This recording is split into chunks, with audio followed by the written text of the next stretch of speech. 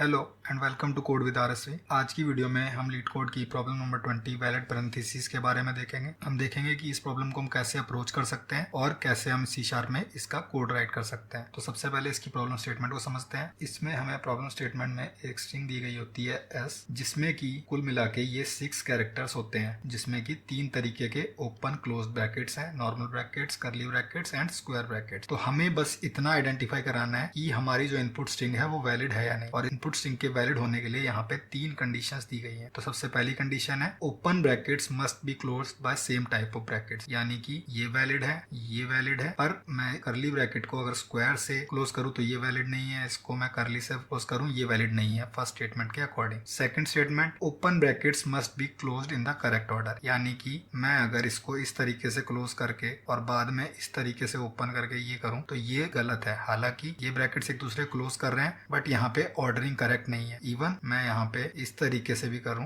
और पहले मैं इसको क्लोज कर दूं तो ये भी गलत है। जो बाद में आया इसको यहाँ पे क्लोज करना है और इस वाले को बाद में, ये भी इनवैलिड है मेरा सेकंड स्टेटमेंट का ये मतलब है। अब थर्ड स्टेटमेंट पे आते हैं। Every close bracket has a corresponding open bracket of the same type. तो ये अगर मैं सिंपली सिर्फ एक क्लोज ब्रैकेट दे दूं तो ये भी मेरा गलत होगा। जितनी ओपन ब्रैकेट्स होंगी उतने ही क्लोज ब्रैकेट्स होने चाहिए। उससे एक भी एक्स्ट्रा हुआ तो वो भी गलत है और एक भी अगर इधर एक्स्ट्रा हुआ तो वो भी गलत है। यहाँ से जितने ओपन है उतने ही क्लोज ब्रैकेट्स होने चाहिए। इस चीज का मुझे ध्यान रखना है। तो इस प्रॉब्लम के अगर मैं सॉल्यूशन की बात करूं तो इस प्रॉब्लम को सॉल्व करने के लिए मेरे पास स्टैक डेटा स्ट्रक्चर होना चाहिए। स्टैक डेटा स्ट्रक्चर में क्या होता है कि मैं जो चीज लास्ट में पुश करता हूं वही सबसे फर्स्ट आउट होती है, यानी कि last in first out data structure होता है ये। तो अगर मैं इसमें हमेशा ओपन ब्रैकेट्स को पुश करूं और क्लोज के केस में पॉप करूं तो मैं चेक कर सकता हूं कि लास्ट मेरे पास क्या पुश हुआ था। यानी कि जब भी इस तरीके का ब्रैकेट आए मैं चेक करूंगा लास्ट पुश ब्रैकेट मेरा इसका ओपन ब्रैकेट होना चाहिए। तो जब भी मेरे पास यहाँ पे रेगुलर क्लोज ब्रैकेट आए तो मेरे पास लास्ट पुश्ड एलिमेंट ये होना चाहिए। अगर लास्ट एलिमेंट करली आए तो मेरे पास इधर भी करली मिलना चाहिए लास्ट एलिमेंट स्टैक में, और सिमिलरली स्क्वायर के लिए स्क्वायर। तो चलिए स्टैक डेटा स्ट्रक्चर का यूज करके इस प्रॉब्लम को सॉल्व करने की कोशिश करते हैं।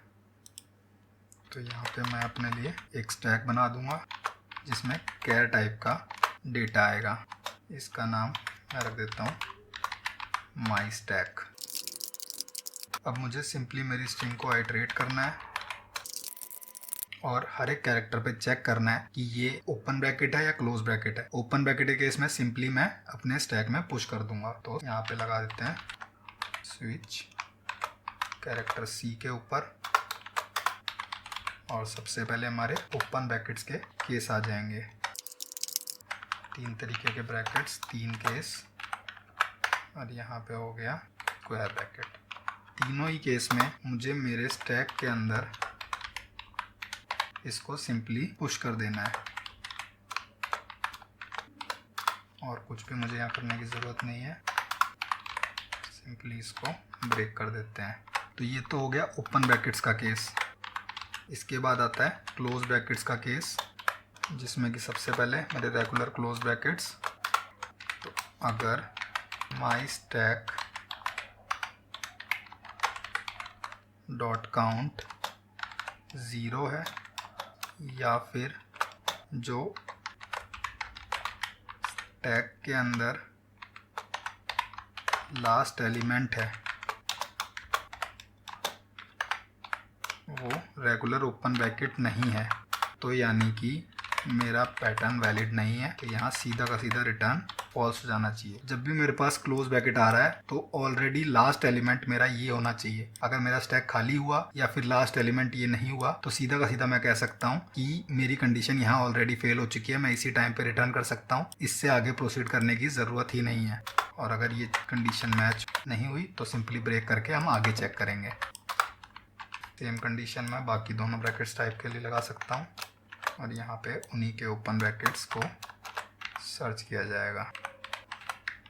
अगर मैं पूरी अपनी स्ट्रिंग ट्रैवर्स कर लेता हूँ यहाँ पे बिना रिटर्न करे तो उसके बाद मेरा सिर्फ एक चेक रह जाता है, वो ये कि जितने मेरे ओपन ब्रैकेट्स है उतने ही क्लोज ब्रैकेट्स होने चाहिए। अगर मेरे नंबर ऑफ ओपन ब्रैकेट्स ज़्यादा हुए तो मेरा पॉसिबिलिटी है यहाँ पे कि सारे चेक पास होने के बाद मेरे स्टैक के अंदर कुछ बचे। तो लास्ट चेक मेरा यहाँ पे होगा। लूप खत्म होने के बाद मैं यहाँ चेक करूँगा if my stack dot count greater than 0 तो अगेन रिटर्न फॉल्स।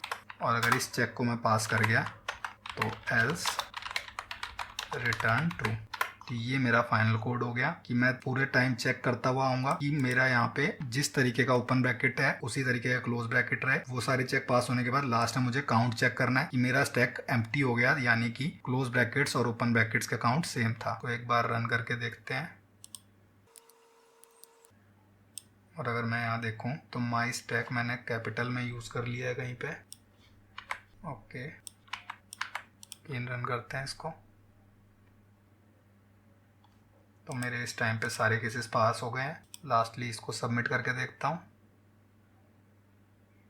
ओके, तो मेरा यहाँ पे सॉल्यूशन पास हो गया है, ये एक्सेप्टेड सॉल्यूशन है। तो इस तरीके से मैं इस प्रॉब्लम को अप्रोच कर सकता हूँ। मुझे एक सिंपली स्टैक डेटा स्ट्रक्चर चाहिए होगा जिसमें कि मैं ओपन ब्रैकेट्स को पुश करूंगा और क्लोज ब्रैकेट्स के केस में उसमें से डेटा पॉप कराऊंगा। तो आपको ये वीडियो अच्छा लगा हो तो इसे लाइक करें और ऐसी और वीडियोस के लिए चैनल को सब्सक्राइब करें।